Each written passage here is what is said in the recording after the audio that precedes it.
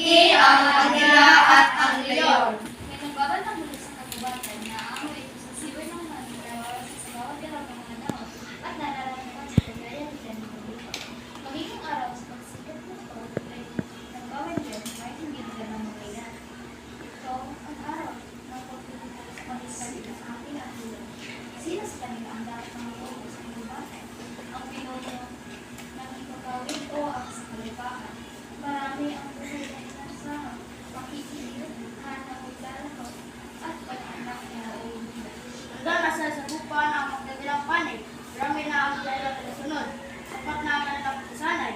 Isipan ng dalawang malakas na pinuno ay isa na lamang ang kulang sa kanilang panig. Kahit panikit, ang puting ngunit ipagmahal nilang kaibigan. Ay sakit lang, ay sabay ng naisip, minaliyo at kanilang napitahan si panikit at pinisip. Sumanig sa kanya. Kami sa nakarating sa pilot sa pagpuno ng maliit na kuweba ni Haniki. Nagtawag siya sa likod ng mga palagi upang pag-isipan kung paano siya nangungunagsip. Nasa kalagitnaan ng malalim na pag-iisip ni Leon nang dumating naman si Arlo. Lumapag muna siya sa sanahan ng kuweba upang pag-isipan kung ang sasabihin niya kay Haniki. Kabado at dalawa. Alam niya mapagkakal sa kaibaan ng kaibigan si Haniki. Nagutom ang pag-iisip ng dalawa na makita nilang kalabas na palabas ng kuwebas ng kalabaw at tao. Natakot ako, kalabaw, sabi ni Pako. Baka kapag kumampi ako kay Agila at nanalo si Leon, baka palayasin niya ako sa aking tinitirhan. Takot din ako, Pabo. Sagot ni Kalabaw. Baka kapag kumampi naman ako kay Leon at nanalo si Agila, baka gutumin niya ako. Bakit ko naman gagawin yun? Minuno akong mapagmasakit. Itirhan ko na lang at kakainin ay ibibigay ko pa sa iyo. Pagtutol ng kalooban ni Leon at Agila habang papalayo ang mga natyagan, maya-maya ay papalabas naman ang kuweba sina Uwak at Gabi. Sigurado ka ba sa plano mo, Uwak? Tanong ni Lolo. At bakit? May iba ka ba na Gusto sagot ni Uwak. O sige na nga, kakampi ako kay Leon. Kapag nanalo siya ay hilingin kung patawarin kanya sa pagkampi kay Agila. Ikaw naman, kapag nanalo si Agila ay hilingin mo patawarin niya ako sa pagkampi kay Leon. Magpapaliwanag ni Lolo. Ganyan na. Sa planong iyan, may iwasan natin ang parusahan. Sigaw ni Uwak. Parusahan?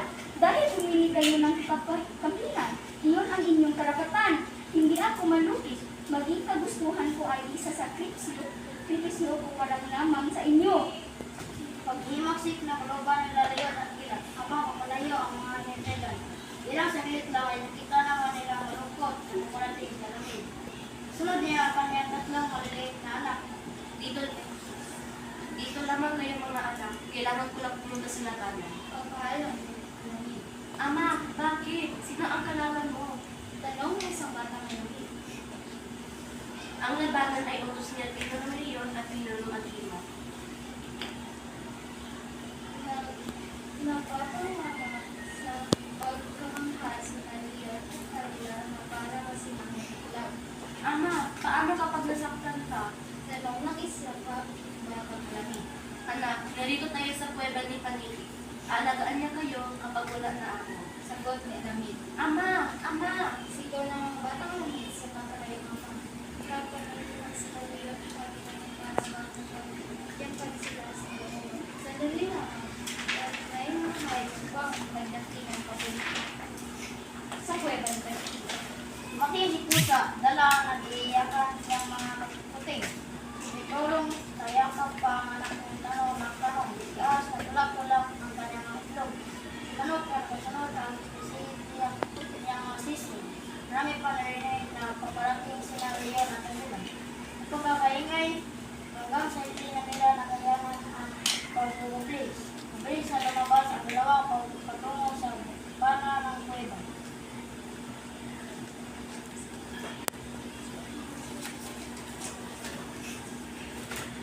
Tama na!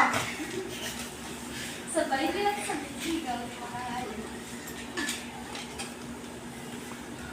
Kapwa sila natigilan na mapansin ko hala sila nalulunod. Naginanakan na sila ng pihitan.